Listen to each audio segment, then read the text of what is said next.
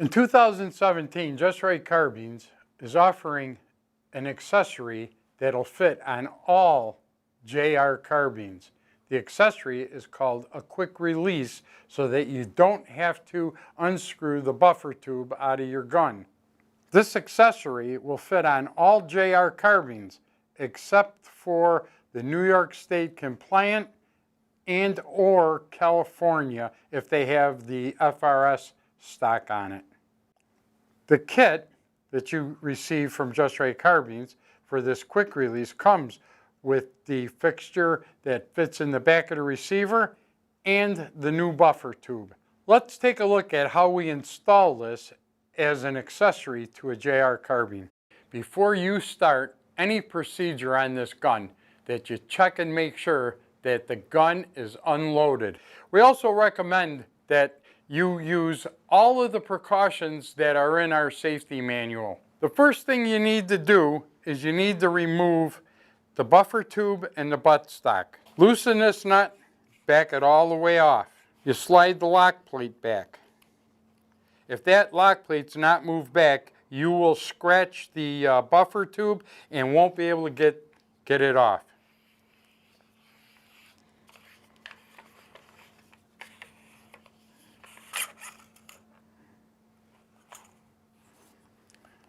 Now we're at a point where we're going to install the accessory. In order to install the accessory, you must remove all 3 takedown screws because removing the trigger housing is essential. After you have the 3 takedown screws removed, you remove this whole section on the bottom, the trigger housing and the mag well. Now you're ready to install the accessory. Just like installing the buffer tube, you install the rear part of the accessory. You turn it on all the way till you can't turn it anymore and then back it off. The reason why you have to do that is because the dog on this locks in to the back of the trigger housing.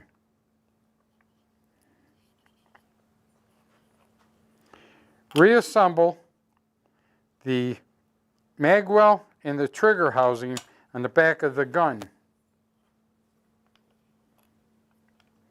This way here now you can't move the accessory.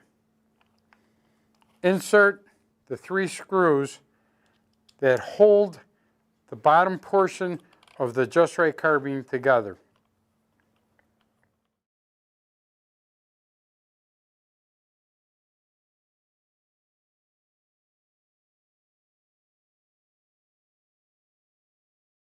Now that you have that much installed, you have to tighten up the lock nut. Now we're ready to install the parts that are in this buffer tube into the quick release buffer tube.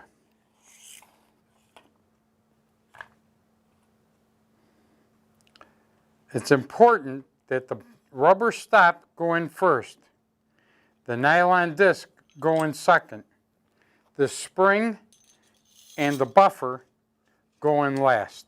So now we're going to reinstall the quick release buffer tube, buffer, spring, rubber stop, and nylon disc into the receiver. There's a slot in the buffer tube. You line it up with the pin. Insert that so that it goes in where the pin is. Make sure you turn this to the right as far as it'll go and stops before you tighten up the wing nut on the side.